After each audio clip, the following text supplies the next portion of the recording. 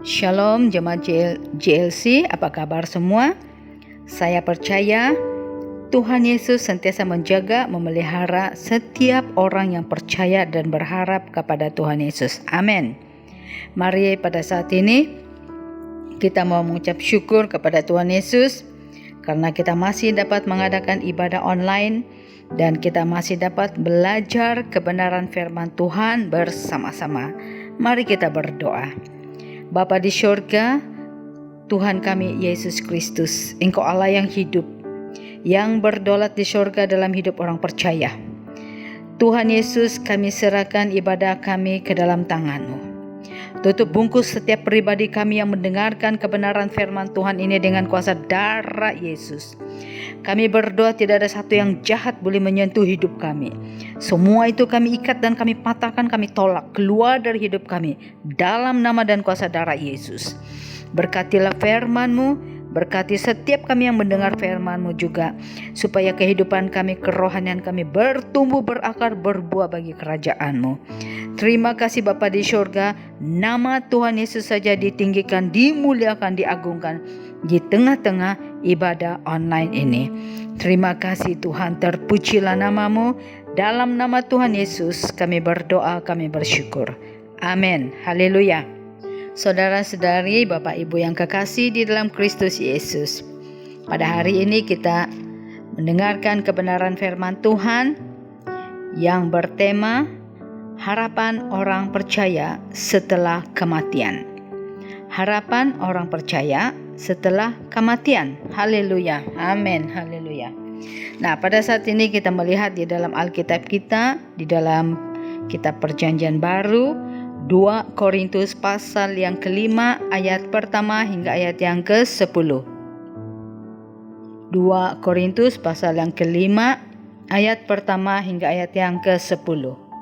Mari kita membacanya bersama-sama.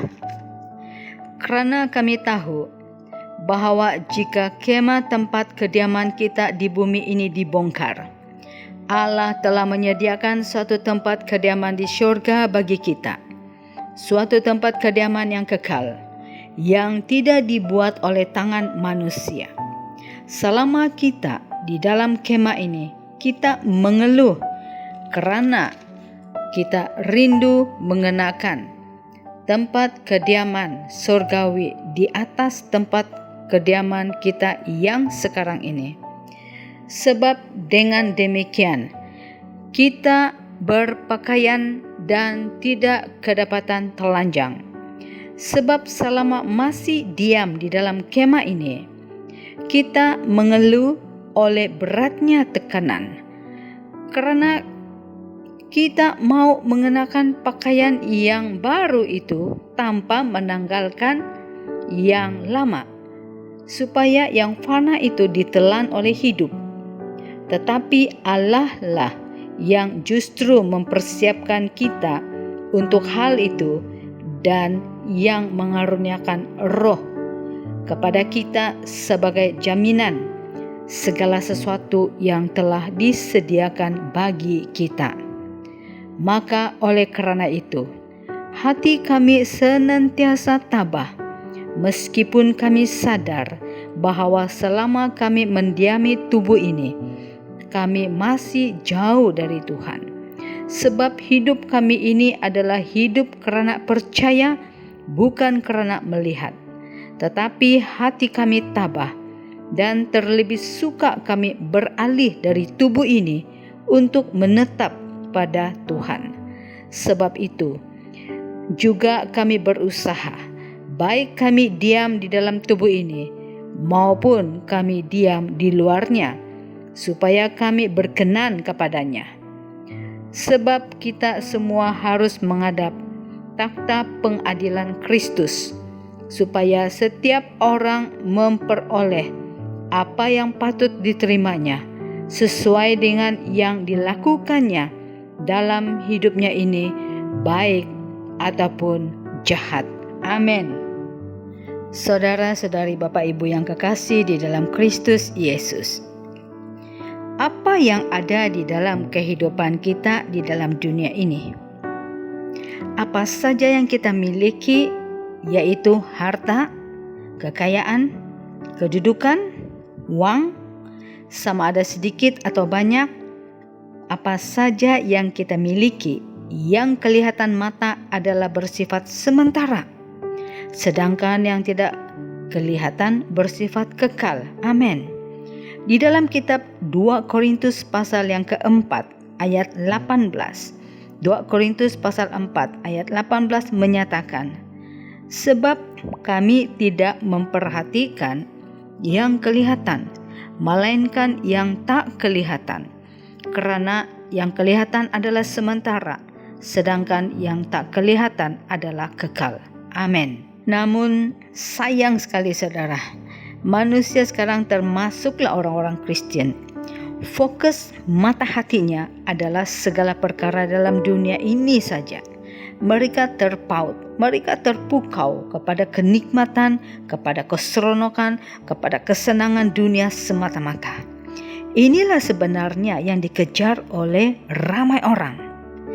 Alkitab berkata di dalam kitab Kolose pasal yang ketiga ayat 1 dan 2. Kolose pasal 3 ayat 1 dan 2 menyatakan, karena itu, kalau kamu dibangkitkan bersama Kristus, carilah perkara yang di atas, di mana Kristus ada, duduk di sebelah kanan Allah.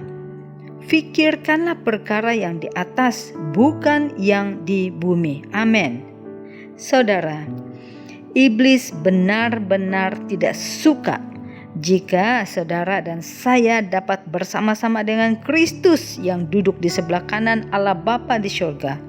Sebab iblis sendiri tidak dapat menjangkaunya, dia tidak mencapainya.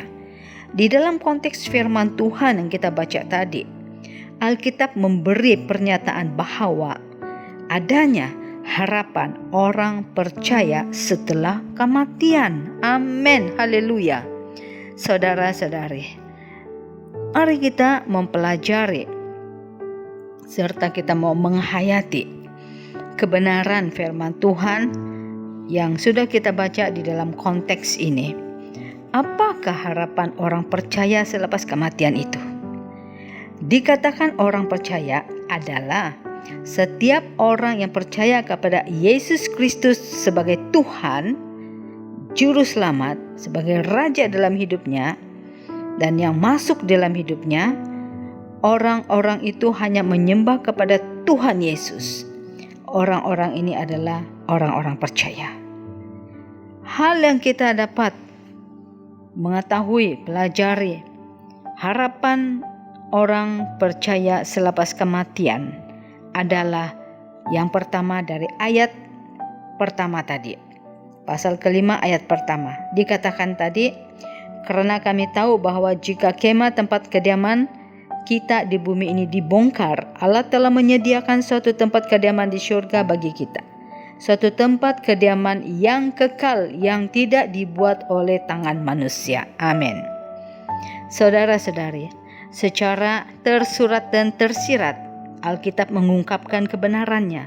Rasul Paulus menjelaskan kepada jemaat Tuhan di Korintus pada zaman itu, juga kepada setiap orang-orang percaya pada zaman ini dari kurun ke kurun, abad ke abad, sudah mengetahui bahwa kematian itu pasti, bukan cerita yang dongeng.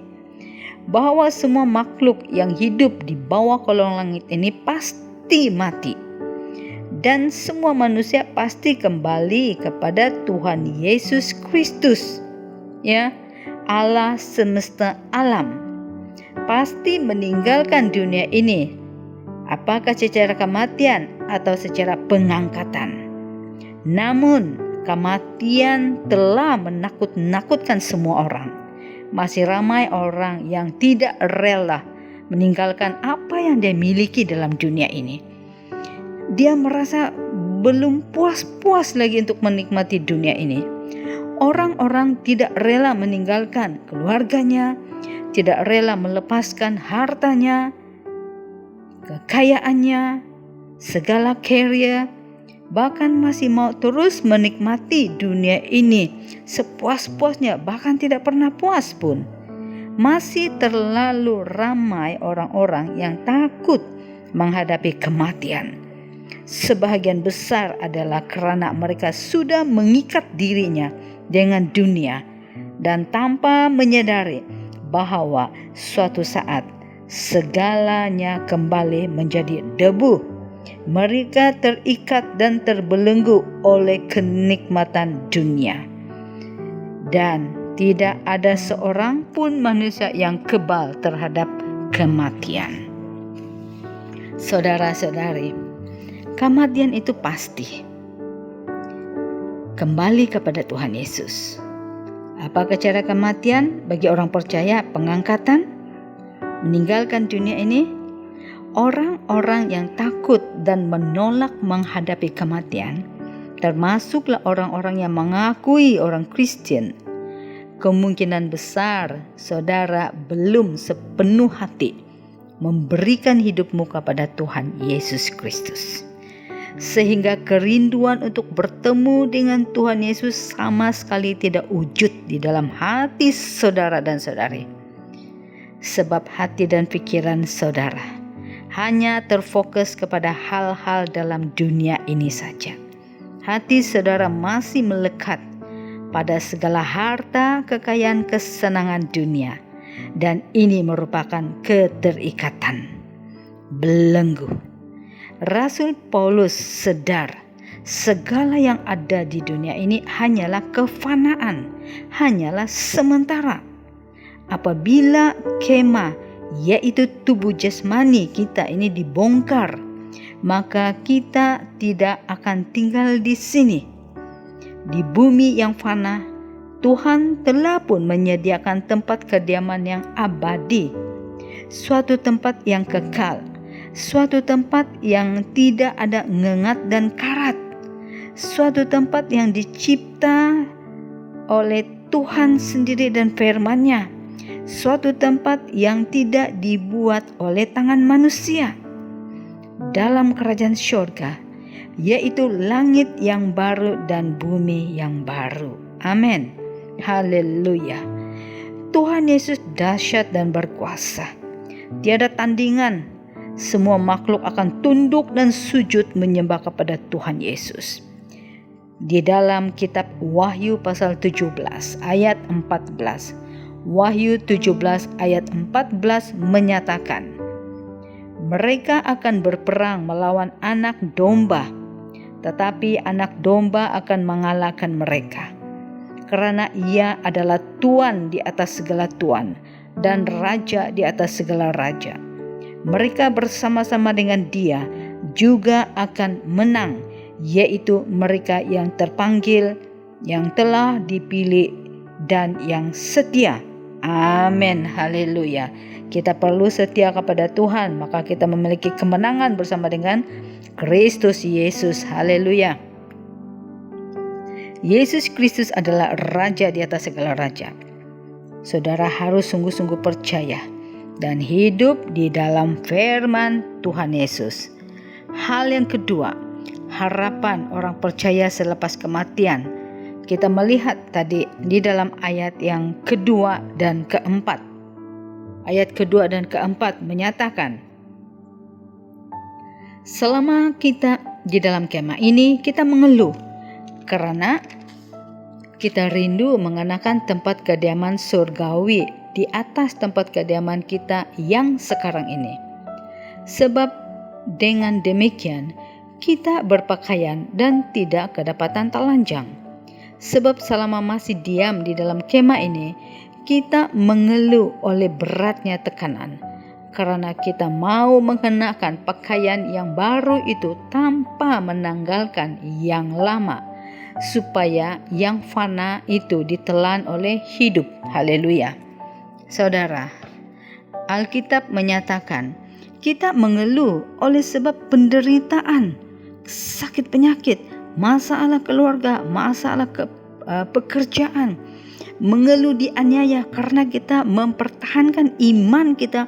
Orang menghina, orang menganiaya kita, mempertawakan, mendapat ancaman, mengalami penindasan dari pihak-pihak atasan, penindasan karena kita mempertahankan iman.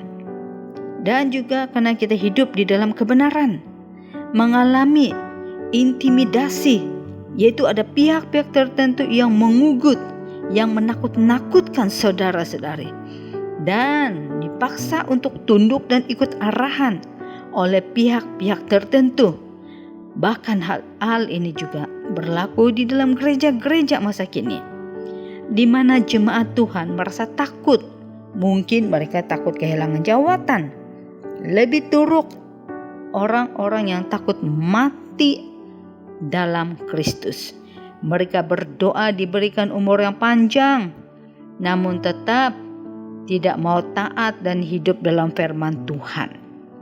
Hati mereka tetap melekat kepada dunia dan segala kenikmatan dunia ini, harta benda dan sebagainya, dan mereka tidak rela meninggalkan segala sesuatu yang mereka nikmati dalam dunia ini, termasuklah orang-orang Kristen, orang-orang percaya.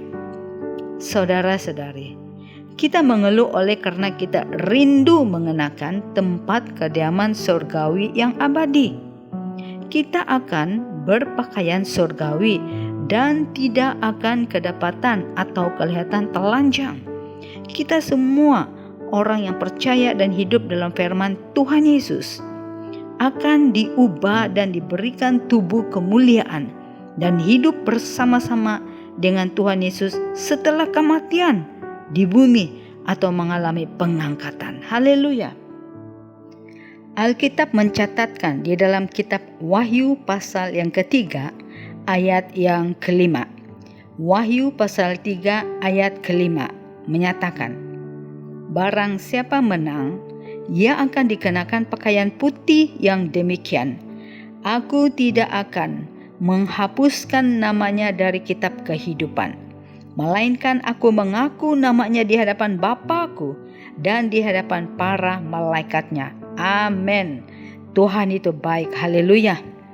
Saudara-saudari, Bapak Ibu, jika kita ingin mengenakan pakaian baru, jubah putih dari Tuhan Yesus, kita haruslah tanggalkan pakaian yang lama, kehidupan yaitu tubuh yang fana.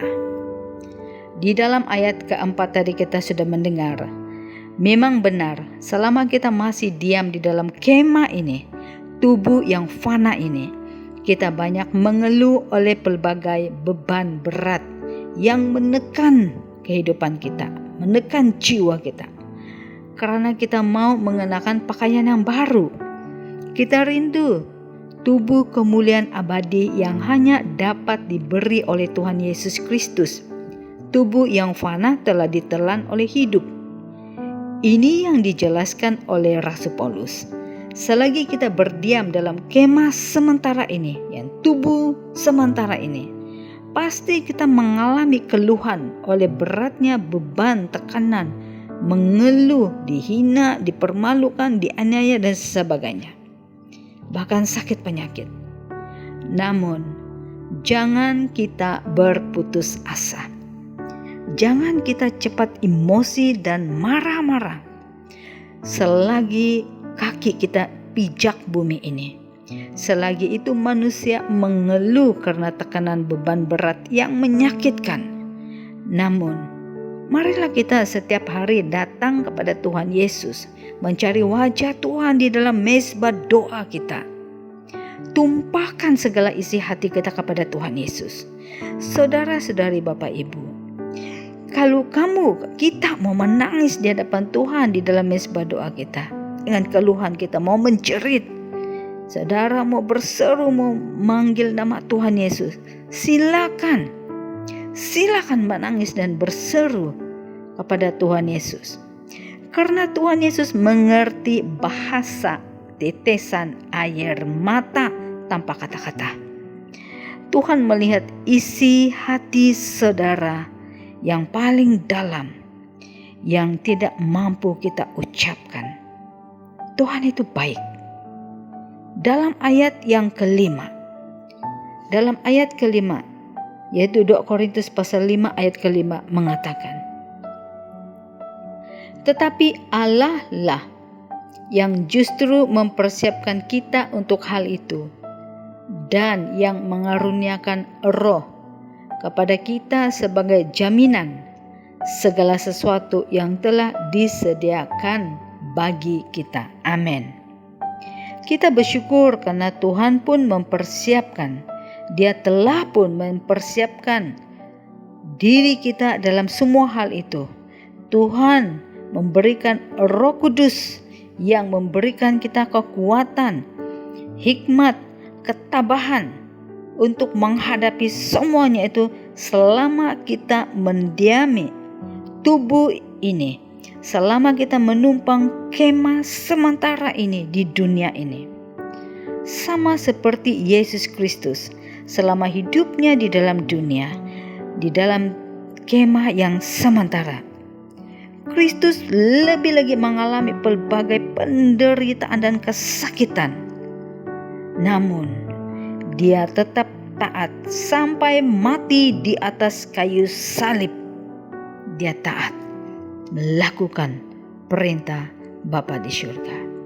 Saudara, marilah kita menjalani hidup ini dengan baik sekali bersama-sama keluarga, dan janganlah memberontak kepada firman Tuhan.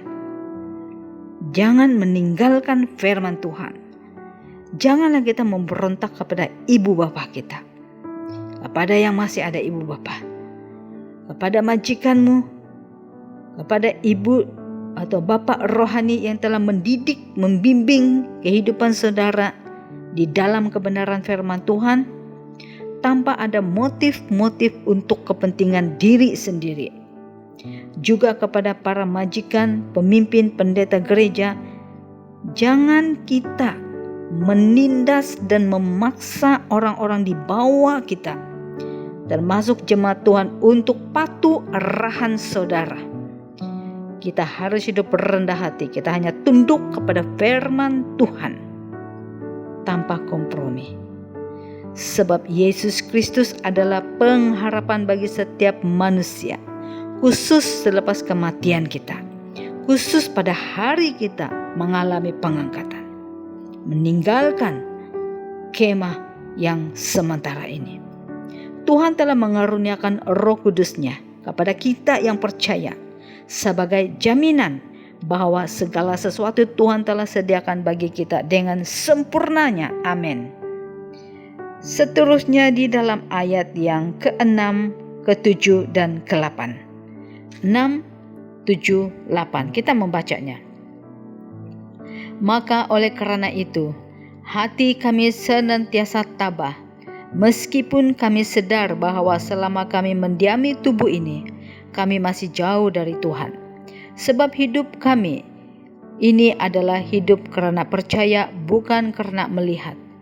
Tetapi hati kami tabah, dan terlebih suka kami beralih dari tubuh ini untuk menetap kepada Tuhan. Amin. Rasul Paulus mengatakan, hati kami sentiasa tabah, sebab kami hidup karena percaya, bukan karena melihat. Kami tabah. Memang Paulus lebih suka beralih daripada tubuh atau kemah sementara ini untuk menetap kepada Tuhan. Amin.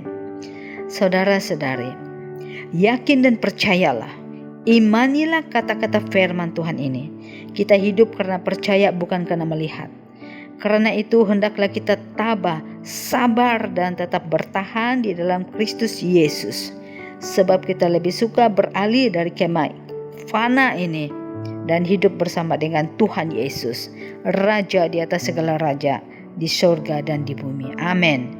Di dalam kitab Filipi pasal yang pertama ayat 21. Filipi pasal yang pertama ayat 21 menyatakan, karena bagiku hidup adalah Kristus dan mati adalah keuntungan. Amin. Haleluya. Ini pengakuan Rasul Paulus. Bagiku hidup bagi Kristus, kalau mati pun itu keuntungan, bukan kerugian. Haleluya. Selagi kita hidup di dalam kemah sementara ini, dalam tubuh yang fana ini, hidup kita haruslah untuk Kristus Yesus, bukan untuk kedagingan, hawa nafsu, bukan untuk dunia, bukan untuk setan, Tetapi jika kita mati di dalam Kristus Yesus yang menyelamatkan. Haleluya. Dan yang terakhir, ayat 9 dan ayat yang ke-10. Ayat 9 dan ke-10 kita membacanya. Sebab itu juga kami berusaha, baik kami diam di dalam tubuh ini maupun kami diam di luarnya, supaya kami berkenan kepadanya.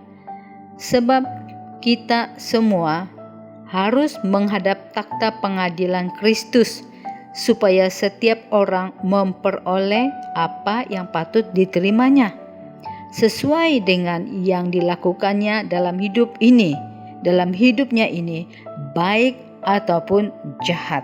Haleluya, amin. Saudara-saudari, Bapak Ibu, Rasul Paulus juga berusaha, baik ketika dia berdiam dalam tubuh yang fana maupun dirinya berdiam di luar tubuh. Kerinduannya adalah dirinya berkenan di hadapan Tuhan Yesus. Berbeda dengan manusia sekarang, mereka sangat berusaha untuk dapat diterima dan diperkenan oleh manusia yang fana. Namun mereka tidak gentar jika dirinya kelak ditolak dan tidak diperkenan oleh Tuhan Yesus pada saat semua orang berhadapan dengan takhta pengadilan Yesus Kristus. Ini yang kita harus pikir, bukan hanya di dunia ini, ya. Lalu lebih baik ditolak oleh manusia karena kita tidak kompromi terhadap dosa yang dia lakukan, daripada kita diterima, diperkenan karena saudara kompromi terhadap dosa yang orang lakukan. Yang ini menjijikkan. Yesus Kristus berkata di dalam Injil Yohanes pasal 15 ayat yang ke-5.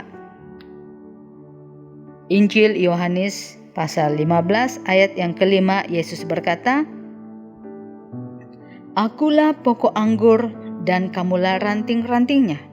Barang siapa tinggal di dalam aku dan aku di dalam dia, ia berbuah banyak. Sebab di luar aku kamu tidak dapat berbuat apa-apa. Amin.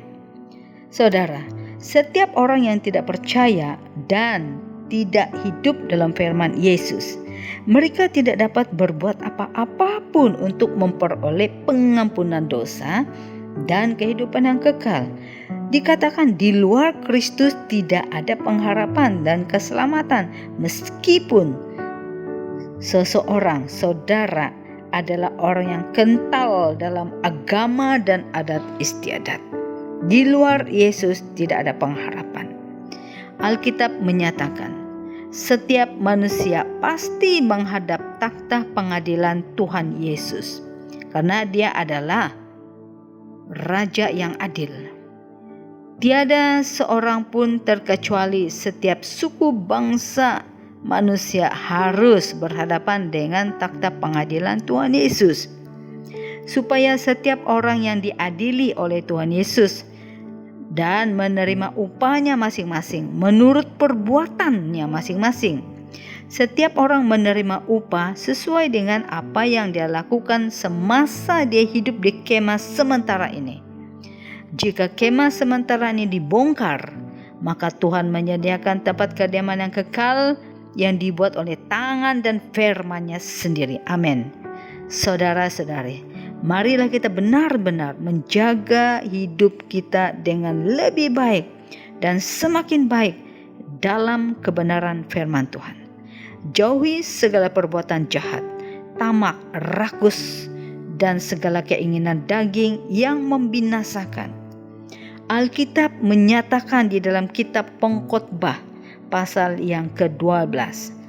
Pengkhotbah pasal 12 ayat 1, ayat 2, ayat 7, ayat 13, ayat 14. Pengkhotbah pasal 12 ayat 1, ayat 2, ayat 7, ayat 13, dan ayat 14. Kita bacakan.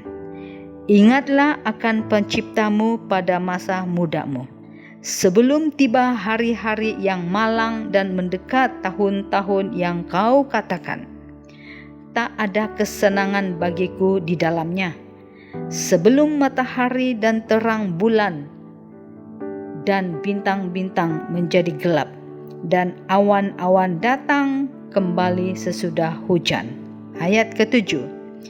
Dan debu kembali menjadi tanah seperti semula, dan roh kembali kepada Allah yang mengaruniakannya. Ayat 13 dan ayat 14. Akhir kata dari segala yang didengar ialah, takutlah akan Allah dan berpeganglah pada perintah-perintahnya, karena ini adalah kewajiban setiap orang. Karena Allah akan membawa setiap perbuatan ke pengadilan yang berlaku atas segala sesuatu yang tersembunyi, entah itu baik, entah itu jahat. Amin, haleluya. Yesus Kristus Tuhan yang adil, tanpa memilih bulu, memilih orang untuk mengadili. Saudara-saudari, selagi kita tinggal di dalam kemah sementara ini, dalam tubuh yang fana dan bumi yang fana, ingatlah Tuhan Yesus Sang Pencipta kita. Hiduplah dalam takut akan Tuhan dan berpegang pada perintah-perintahnya. Bukan kita fokus prinsip dan sistem dunia yang senantiasa berubah-ubah dan bersifat sementara. Dan setiap perbuatan manusia, apa yang ada dalam hati, pikiran, perbuatan kita, semuanya akan diperhadapkan di takhta pengadilan Tuhan Yesus. Entah itu perbuatan baik, entah itu perbuatan yang jahat, kita harus mempertanggungjawabnya sendiri di hadapan Tuhan. Setiap orang percaya kepada Tuhan Yesus dengan hidup taat pada firman-Nya, kita adalah orang-orang yang berbahagia. Amin. Mendapat upah hidup kekal dalam kerajaan syurga. Bagi orang-orang yang terus hidup di dalam dosa dan menolak Kristus dan menolak Injil, nama mereka tidak ditulis di dalam kitab kehidupan. Mereka akan menerima upah kebinasaan dan dicampak ke dalam lautan api. Itulah kematian yang kedua, tempat kebinasaan kekal. Kitab Yakobus pasal 4 ayat 14. Yakobus 4 ayat 14 menyatakan, sedang kamu tidak tahu apa yang akan terjadi besok. Apakah arti hidupmu? Hidupmu itu sama seperti uap yang sebentar saja kelihatan lalu lenyap. Haleluya. Manusia lebih menjaga kecantikan luaran tubuhnya dan kesehatan tubuh yang fana daripada menjaga jiwa dan kerohanian dalaman yang bakal berhadapan dengan takhta pengadilan Yesus Kristus. Kita jaga kehidupan kerohanian kita jauh lebih baik. Berilah roh kita makan firman Tuhan setiap hari, yaitu firman Tuhan yang kita baca, kita renungkan, agar kerohanian kita tidak kering dan mati. Saudara-saudari, Alkitab menyatakan dalam 1 Korintus pasal 6 ayat 19. 1 Korintus pasal 6 ayat 19 menyatakan, atau tidak tahukah kamu bahwa tubuhmu adalah bait Roh Kudus yang diam di dalam kamu, Roh Kudus yang kamu peroleh dari Allah, dan bahwa kamu bukan milik kamu sendiri. Saudara, tubuh kita adalah bait Allah dan Roh Kudus diam di dalam diri kita.